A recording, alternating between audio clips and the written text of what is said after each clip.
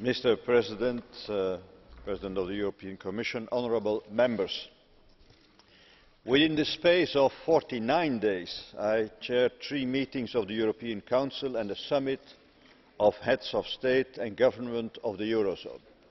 This fact illustrates the great and urgent challenges our Union is facing both at the economic and at the diplomatic front.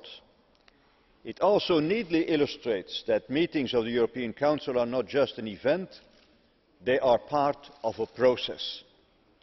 Indeed, in the meeting on which I am reporting today, that of the 24th and the 25th of March, we duly approved a significant set of economic measures that have been prepared and discussed over the last year.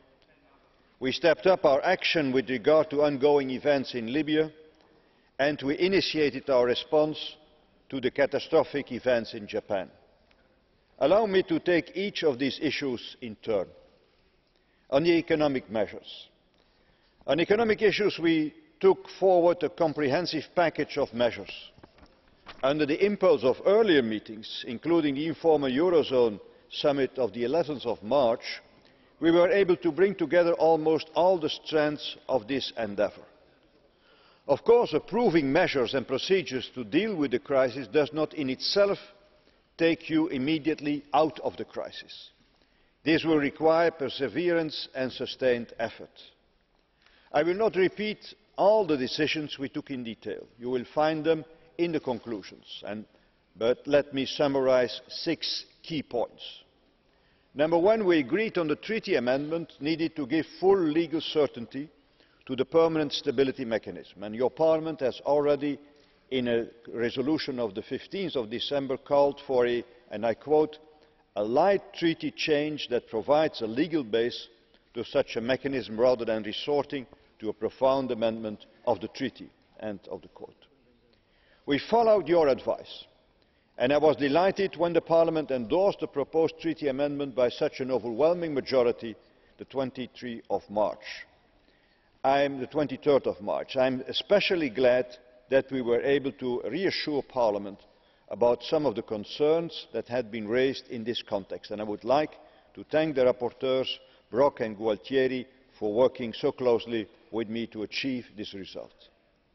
Number 2, we reached a detailed agreement on the size, scope and mode of operations of the future stability mechanism and on the improving of the temporary facility. Number 3, we endorsed the position of the Council on the 6 legislative proposals on budgetary and macroeconomic surveillance ahead of negotiations with the Parliament. I know you are working hard on this. Indeed, I met with your rapporteurs and will be meeting this afternoon with your coordinators. All concerned understand the need to conclude by June. Number 4, we started the European semester. It is an exercise in which we follow up the implementation of the EU 2020 strategy, the Stability and Growth Pact and the macroeconomic surveillance. The European Council in June will draw the necessary conclusions. I will personally see to it that this does not sink into the sands of a bureaucratic process.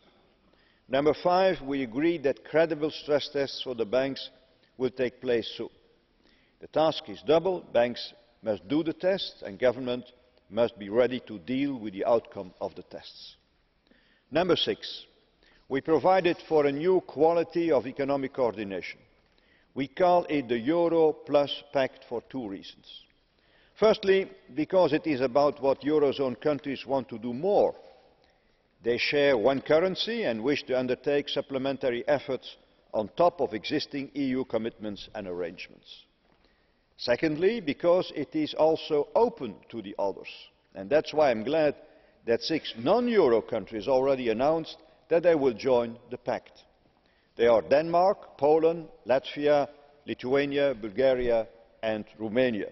It remains open for any of the 4 remaining member states to join later on.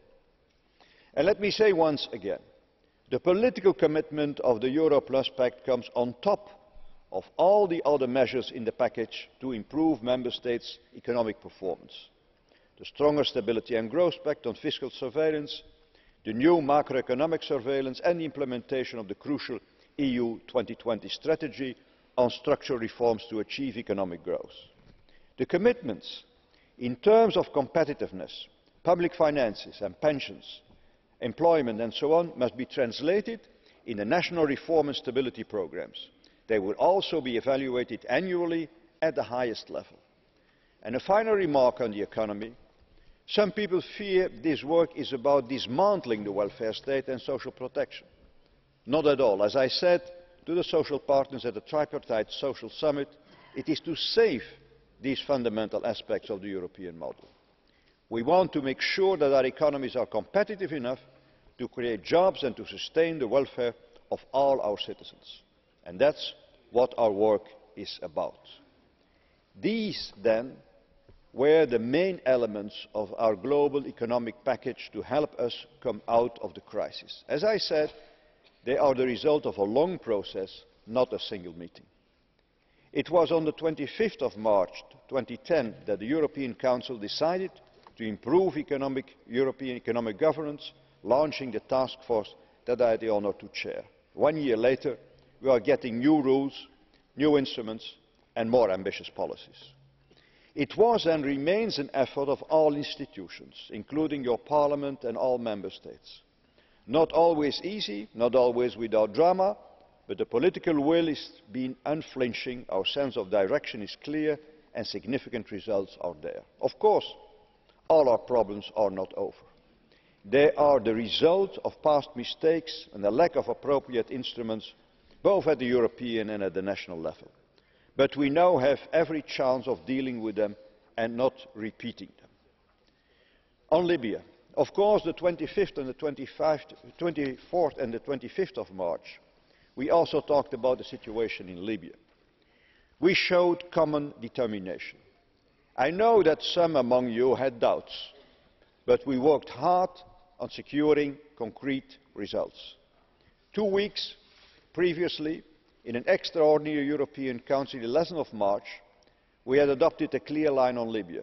Without that clear European position, the subsequent actions would not have been possible. We decided that, to safeguard the safety of the civilian population, Member States could examine all necessary options, provided that there is a demonstrable need, a clear legal basis and support from the region. Those three conditions were quickly met. The clear need was obvious when the regime stepped up the violence against its own people. The legal base was provided when the UN Security Council agreed the landmark resolution on Libya a few days after the European Council meeting. And regional support was immediately forthcoming from the Arab League. The actions undertaken by a coalition of European, Arab and North American countries implementing the UN resolution have contributed to protect the civilian population of Libya. A massive bloodbath has been avoided. Thousands of lives have been saved. This is the most important result and deserves the highest attention, more so than the decision-making process. The wood is more important than the trees. Of course, we all know that the decision to take military action was not easy. There are quite naturally questions and hesitations. That is perfectly normal in issues of war and peace.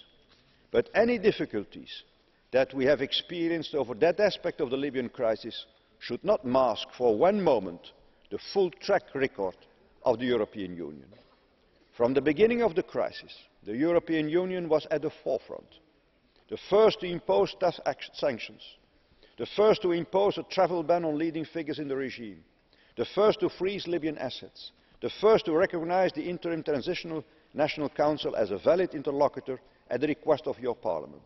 And the Union also coordinated rescue efforts for EU citizens and has provided and continues to provide substantial humanitarian aid. The political objectives we set on the 11th of March remain unchanged. Gaddafi must go and we want a political transition led by the Libyans themselves and based on a broad-based political dialogue.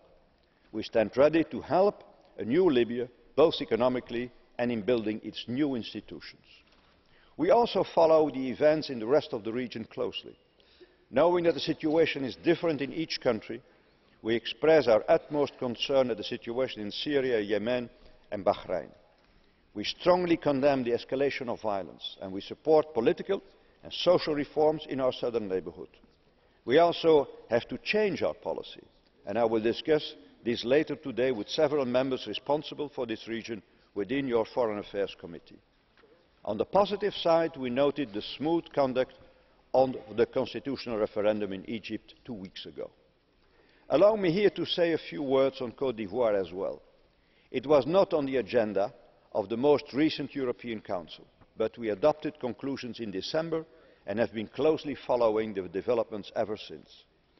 First of all, we condemned the violence, particularly violence against civilians, in the strongest possible terms.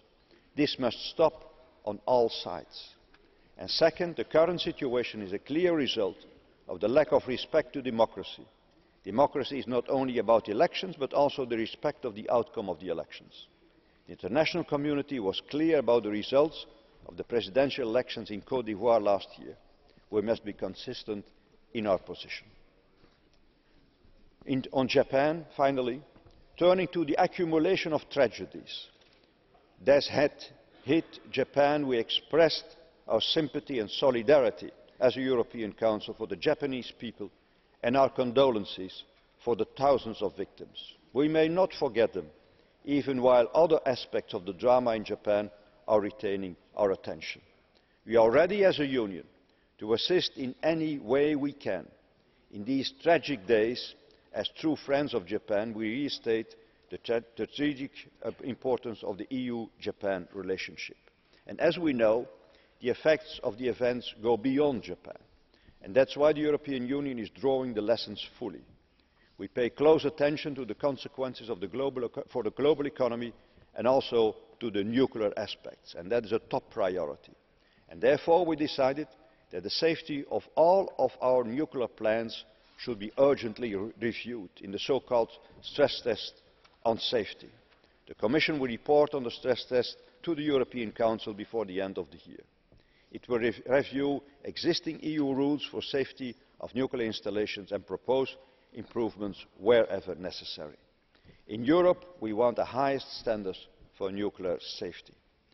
Because ensuring the safety of nuclear plants cannot stop at our borders, we encourage and support neighbouring countries to do similar stress tests. A worldwide review of nuclear plants would be best. Mr. President, honourable members, that concludes my summary of what we agreed at this third meeting of the European Council this year. Much of it paves the way for further work in your Parliament, be it through legislative procedures or through Parliament's general right of scrutiny over the common foreign and security policy. I look forward to hearing your views. Thank you. Thank you, Mr. President. The next I would like to ask for the speech, Mr. President José Manuel Barroso, leader of the Commission. Monsieur le Président du Conseil européen, Mesdames et Messieurs les députés,